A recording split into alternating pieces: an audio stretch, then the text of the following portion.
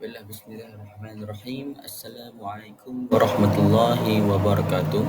Saya Muhammad Darus Akasha bin Muhammad Rizwan dari kelas PT1 S107 akan membentangkan slide saya dalam subjek akidah iaitu PIMK 1084 yang bertajuk Metodologi Al-Quran bagi penerapan akidah untuk memantapkan dan mengukuhkan keimanan seseorang Muslim. Baiklah, slide yang pertama kita akan masuk pada konten-konten metodologi Al-Quran. Ada 4 metodologi utama Al-Quran iaitu kebebasan akal daripada paksaan taklid.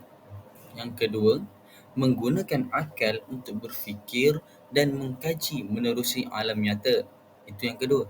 Seterusnya yang ketiga, mendedahkan kepercayaan atau akidah yang batil dan menetapkan kebatilannya. Dan yang keempat, membentengkan akidah yang benar dan menetapkan kebenarannya. Ini adalah empat metodologi utama yang terdapat dalam metodologi Al-Quran dalam pemantapan akidah. Baiklah, kita pergi pada seterusnya. Baiklah, seterusnya kita pergi pada poin yang pertama atau konten yang pertama metodologi Al-Quran, kebebasan daripada paksaan dan taklid. Al-Quran mengiktiraf akal manusia sebagai jalan untuk berfikir. Seperti yang kita tahu, manusia dengan haiwan merupakan makhluk ciptaan Allah, tetapi ada perbezaannya yang dibezakan oleh Allah Subhanahu Wa Taala. Antaranya kelebihan yang terdapat pada ciptaan manusia itu, hamba-Nya yang menyembah kepadanya ialah akal yang dikurniakan kepada seluruh manusia, tidak kira agama Islam ataupun agama lain. Allah merupakan Tuhan yang Maha Adil. Dalam konsep ini, Al-Quran mengajak manusia berfikir dahulu untuk memahami konsep akidah, iaitu mentauhidkan Allah Subhanahu Wa Taala. Firman Allah Subhanahu Wa Taala dalam surah Muhammad potongan ayat ke-19, "Fa'lamu innahu la ilaha illallah." Maka ketahuilah bahawa tidak ada Tuhan yang layak ataupun patut disembah selain Allah. Justru Al-Quran tidak memaksa manusia untuk menerima bulat-bulat sesuatu akidah sebelum mereka berfikir. Jelaslah bahawa Allah menghadiahkan akal kepada manusia selain daripada makhluk-makhluk lain bukanlah untuk berfoya-foya. Akal ini Allah kurniakan kepada manusia untuk berfikir dengan sebaik mungkin dan untuk membezakan mana hak dan mana yang batil. Al-Quran menerapkan akidah ke dalam diri manusia dengan pembebasan daripada taklid buta, iaitu mengikuti sesuatu kepercayaan tanpa mengkaji dan berfikir. Al-Quran melarang sama sekali mempercayai sesuatu tanpa berfikir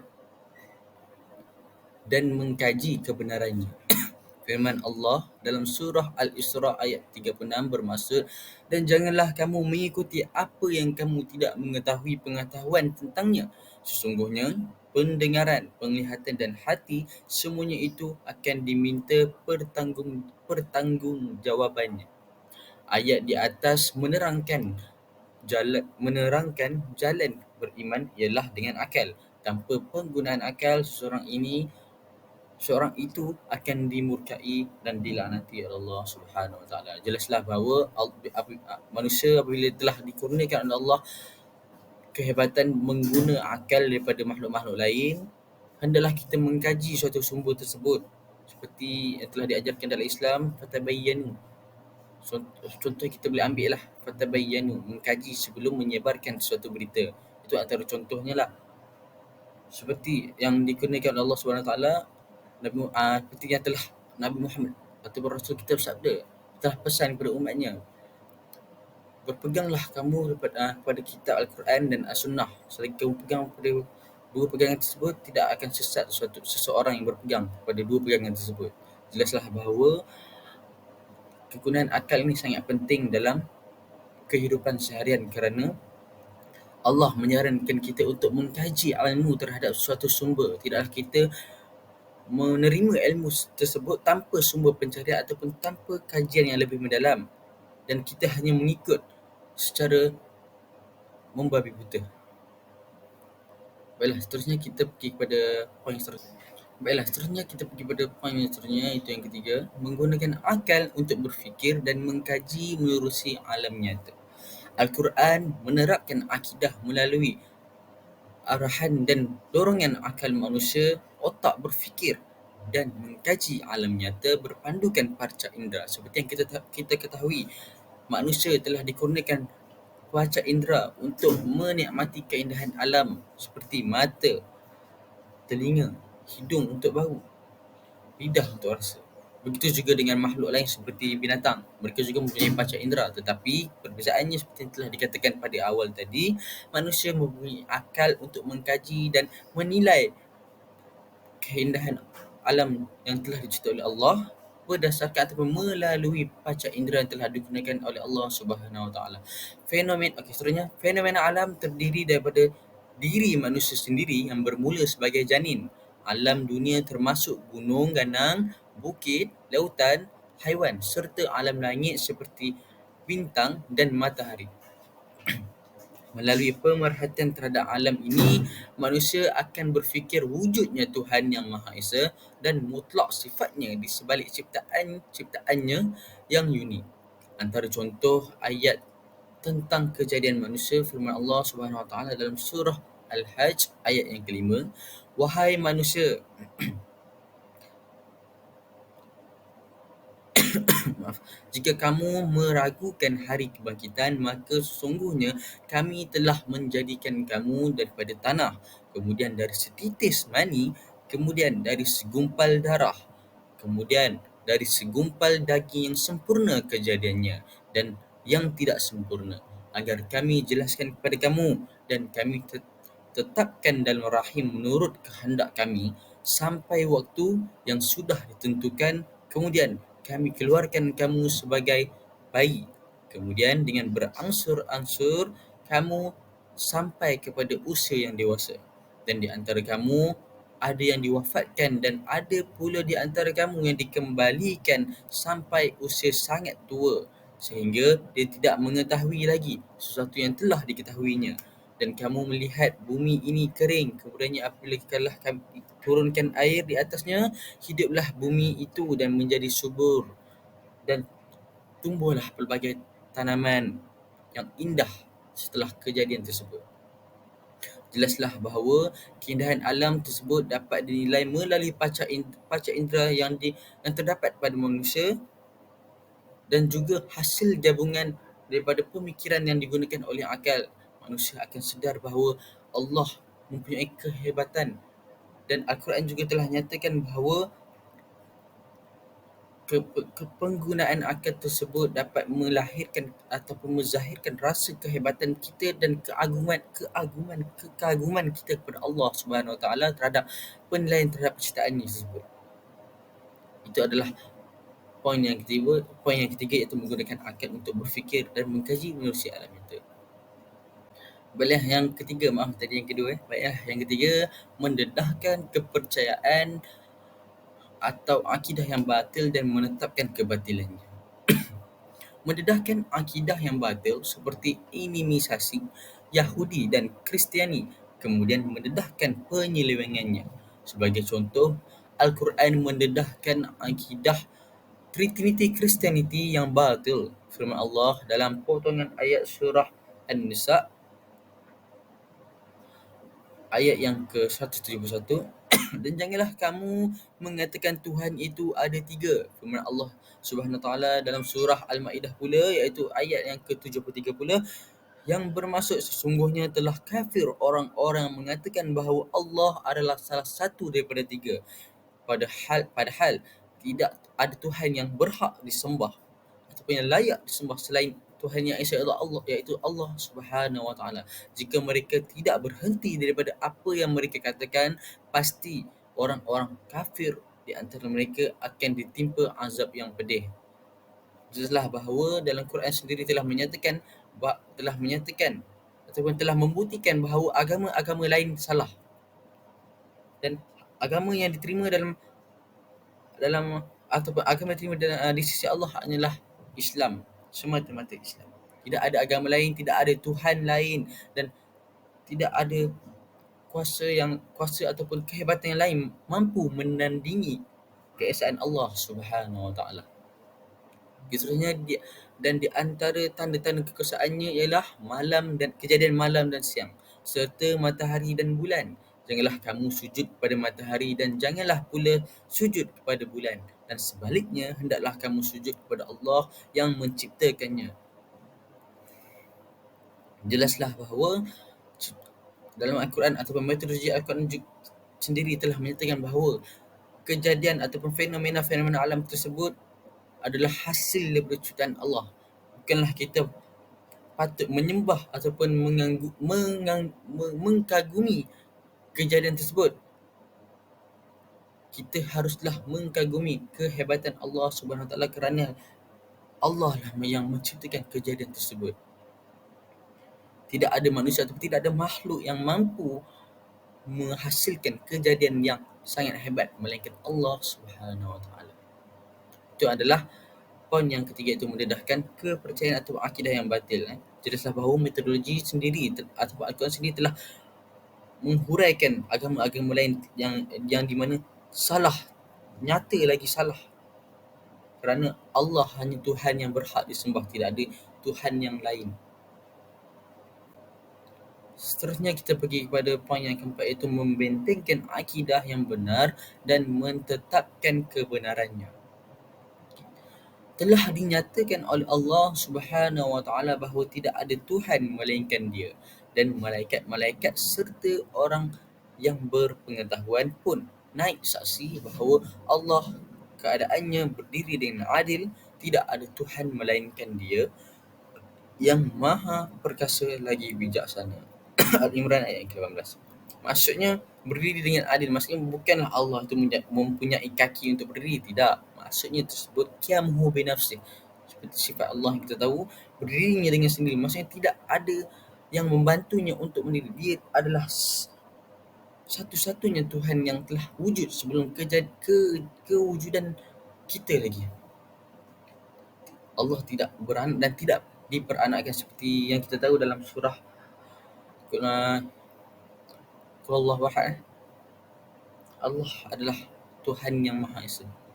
Seterusnya yang kedua, wahai orang-orang beriman, tetapkanlah iman kamu kepada Allah Subhanahu Wa Taala dan Rasulnya, dan pada kitab-kitab Al-Quran yang telah diturunkan kepada Rasulnya iaitu Muhammad sallallahu alaihi wasallam, dan juga kepada kitab-kitab suci yang telah diturunkan dahulu daripada itu. Dan sesiapa yang kufur, ingkar kepada Allah dan malaikat-malaikatnya dan kitab-kitabnya dan rasul-rasulnya dan juga hari akhirat iaitu hari kiamat, maka sesungguhnya ia telah sesat dengan kesesatan yang sejauh-jauhnya. Bahkan Rasulullah sendiri telah memperingatkan umatnya, aku tinggalkan kamu dua perkara, iaitu kitab dan as-sunnah. Kitab tersebut merujuk kepada Al-Quran lah. Selagi mana seseorang individu ataupun umat Islam tersebut berpegang dengan dua perkara tersebut, nescaya dia tidak akan sesat sekalipun, kerana Rasulullah sendiri telah bersabda.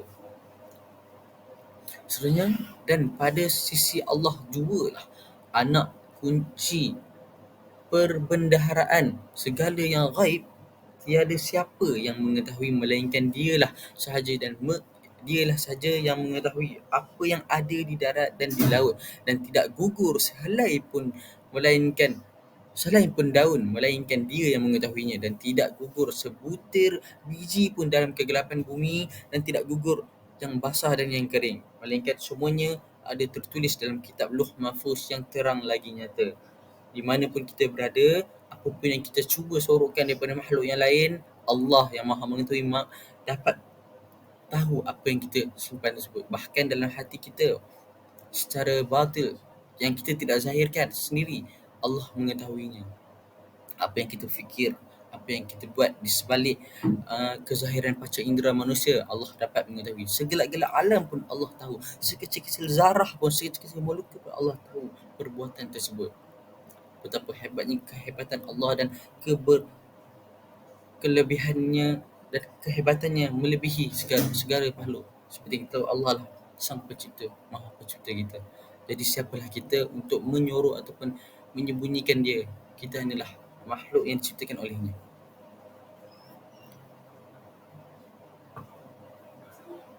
Seterusnya kita pergi pada metodologi lain. Tadi telah saya uraikan 4 metodologi utama.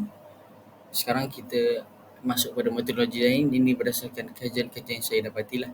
Yang pertama, menyeratkan akidah melalui kisah-kisah dan teladan yang baik. Contohnya peristiwa Nabi Ibrahim dengan keberaniannya menghapuskan berhala. Hal ini membuktikan bahawa akidah ataupun prinsip keimanan dia sangat teguh kerana berani menentang kaum kafir dengan menghancurkan berhala dengan sendirinya. Betapa hebatnya prinsip keimanan demi menegakkan agama Islam. Seterusnya yang kedua, menerapkan konsep keimanan dan cara menyuburkan iman dan kepercayaan kepada Allah melalui penghayatan dan amalan ibadat serta jauh daripada amalan-amalan khurafat. Menerapkan konsep keikhlasan dan ketulusan beribadat dan beriman. Di mana seorang tersebut meletakkan Allah yang pertama dalam kehidupannya. Maka terzahirnya halawatul iman dalam melakukan ibadat serta membuatkan diri sifat kebergantungannya hanya kepada Allah Subhanahu Wa Taala. Tidak ada satu makhluk pun yang mampu dia bergantung melainkan Allah adalah tempat pertama dia bergantung. Dan dia juga dapat mengelakkan diri daripada jalan-jalan syirik. Dan seperti yang kita tahu, syirik merupakan antara dosa besar yang di mana sangatlah keji kerana dia menduakan Allah menggunakan aspek-aspek khurafat seperti meminta pertolongan jin ataupun aspek-aspek sihir. Masya-Allah. Astagfirullahalazim. Seperti yang kita tahu, syirik merupakan antara dosa-dosa besar dan syirik tersebut dosa di dalam tingkat adalah di dalam tingkat yang pertama dalam dosa-dosa besar. Yang ketiga, Al-Quran mengarahkan manusia berfikir secara logik terhadap segala ciptaan, di mana segala ciptaan yang dicipta oleh Allah SWT mempunyai kepentingan dan kegunaannya yang tersendiri seperti air dan oksigen. Segalanya berkait oleh seluruh alam. Semuanya bergantung terhadap air dan oksigen. Tanpa air adakah kita boleh hidup? Tanpa oksigen adakah kita boleh hidup? Walaupun oksigen kita tak nampak, itu adalah bukti kekuasaan Allah SWT. Setiap penciptaannya ada kegunaannya. Ada hikmah di sebalik penciptaannya. Seterusnya yang keempat, mengarahkan manusia mengkaji terhadap alam ciptaan yang luas. Kejadian langit ini akan membuatkan manusia berfikir bahawa seperti mana bumi, matahari juga beredar pada orbitnya, dan tentulah ada yang mengatur perjalanan ini, iaitu Allah. Jelaslah Allah yang melakukan segala-galanya, segala perjalanan, segala turutan, segala pengaturan telah diatur oleh Allah Subhanahu Wa Taala. Ini akan menghadirkan keinsafan betapa ciptaan Allah itu sangat teratur, seterusnya menjadikan keimanan manusia bertambah teguh. Kerana manusia akan rasa kagum dengan kehebatan Allah. Manusia sendiri tidak mampu membuat perkara tersebut.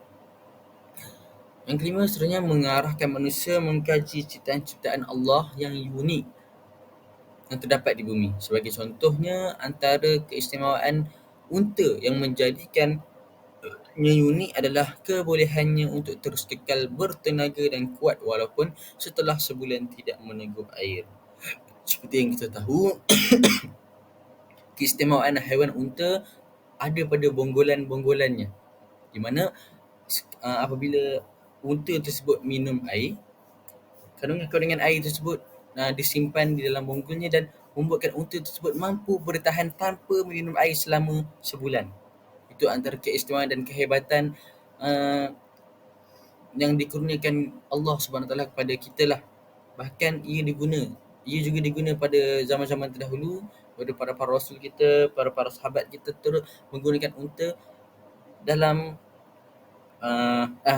dalam kehidupan mereka lah. Iaitu unta menjadi haiwan tunggangan ataupun kenderaan mereka, seperti sekarang manusia menggunakan kenderaan seperti kereta.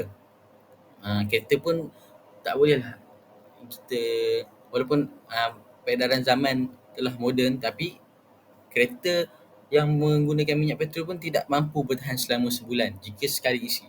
Betapa hebatnya ciptaan Allah tersebut. Seterusnya, yang keenam, mengarahkan manusia menggaji keajaiban yang terdapat dalam diri manusia sendiri.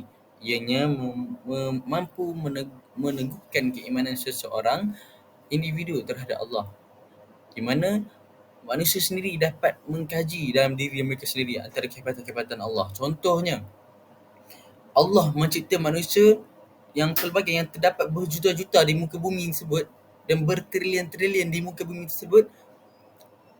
Allah mencipta mereka daripada mereka segalanya berbeza. Ada yang hebat dari segi akademik, ada yang hebat dari segi sukan, kemahiran, berbeza. Allah cipta semua berbeza, tidak ada yang sama. Yang semuanya di mata Allah, apa yang bezanya dari segi hamba, konsep kehambaan Allah adalah iman kita sendiri. Allah tidak memandang apa yang dikurniakan pada kita semua, tapi Allah pandang perbezaan atau martabat kita di sisi Allah. Perbezaan kita di sisi Allah, perbezaan kemuliaan kita di sisi Allah adalah keimanan kita, tingkat keimanan kita. Itu adalah metodologi lain daripada kajian saya. Baiklah, seterusnya kita masuk kepada kesan pengukuhan dan pemantapan iman terhadap diri seseorang Muslim. Pemerhatian akal terhadap alam nyata mampu mengukuhkan keimanan seseorang dengan cara Quran mengarahkan manusia untuk berfikir secara logik terhadap alam sekeliling, di mana jika difikir secara logik, manusia pasti akan berasa kagum dengan penciptaan planet-planet ini yang masing-masing beredar di atas orbitnya sendiri tanpa berlanggar antara satu sama lain. Kekaguman ini seterusnya mampu mengukuhkan keimanan seseorang Muslim terhadap kewujudan dan kekuasaan Allah Subhanahu Wa Taala. Ini adalah contoh peristiwa lah manusia apabila lahir, apabila kita dapat menilai kehebatan Allah seperti planet-planet menggunakan akal dan panca indera kita, kita akan rasa macam mana Allah boleh, kita akan merasakan macam mana Allah boleh membuat ciptaan tersebut. Kita akan rasa kehebatan Allah tersebut, kekuasaan Allah tersebut tidak mampu dimiliki oleh sesiapa pun. Masya Allah, kita akan rasa, kita zahirkan rasa kehebatan, kita rasa Allah tu maha besar, maha hebat, maha segala-galanya. Masya Allah. Seterusnya kita akan pergi kepada poin yang seterusnya. Seterusnya, Al-Quran mengarahkan manusia mengkaji terhadap alam ciptaan Allah yang luas, di mana alam semesta ciptaan Allah ini adalah sangat luas dan merangkumi bulan, bintang dan sebagainya. Maka kejadian ini akan membuatkan manusia berfikir bahawa seperti mana bumi, matahari juga beredar pada orbitnya, dan tentulah ada yang mengatur perjalanan ini, iaitu Allah Subhanahu Wa Taala. Maka ini akan menghadirkan keinsafan betapa ciptaan Allah itu sangat teratur, seterusnya menjadikan iman bertambah teguh. Lebih kurang sama poin yang tadi. Contoh yang kita dapat ambilkan daripada kejadian alam ni ialah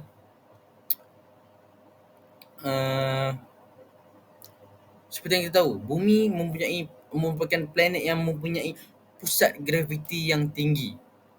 Adakah kita tidak terfikir bagaimanakah langit yang diciptakan Allah seperti awan langit mampu berdiri tanpa mempunyai tiang di bawahnya? Betapa hebat ciptaan Allah Subhanahu Wa Taala. Bahkan apabila kita ingin mendirikan rumah, kita perlu mencipta tiang terlebih dahulu untuk membubuh ataupun meletakkan bumbung di atasnya. Hebat, betapa hebat kejadian alam ataupun ciptaan yang telah dicipta oleh Allah Subhanahu Wa Taala. Okay, akhir sekali, selain itu, sekali Al-Quran juga mengarahkan manusia supaya melihat dan memikirkan bukti-bukti kekuasaan Allah yang terdapat pada diri manusia itu sendiri. Sama juga seperti seperti poin yang telah dinyatakan tadi, dan di mana manusia itu dicipta dengan 1001 keajaiban yang ada di antaranya tidak dianugerahkan oleh Allah terhadap makhluk ciptaannya yang lain. Maksudnya Allah menciptakan manusia itu sendiri kehebatan-kehebatan yang terdapat dalam dirinya. Sebagai contohnya, anugerah akal adalah merupakan kurniaan istimewa yang diberikan kepada manusia. di mana ia membantu manusia untuk membezakan antara hak dan batil. Jadi bersyukurlah kita manusia kerana Allah memberikan kita akal untuk berfikir dan bercakap dan membezakan mana hak dan yang batil. Jika kita tidak ada akal, samalah kita seperti haiwan. Adakah kita layak untuk adakah kita layak untuk membezakan hak dan batil jika kita tidak mempunyai akal? Jelaslah tidak. Kerana akal ni membuatkan kita lebih terbuka dan dapat menerima suatu kehidupan tersebut dengan lebih terbuka lah. Itu saja daripada saya. Harunallah wa syarri minan nas. Yang baik itu datang daripada Allah dan yang buruk itu datang daripada saya sendiri. Sekian wabillahi taufiq wa hidayah. Assalamualaikum warahmatullahi taala wabarakatuh.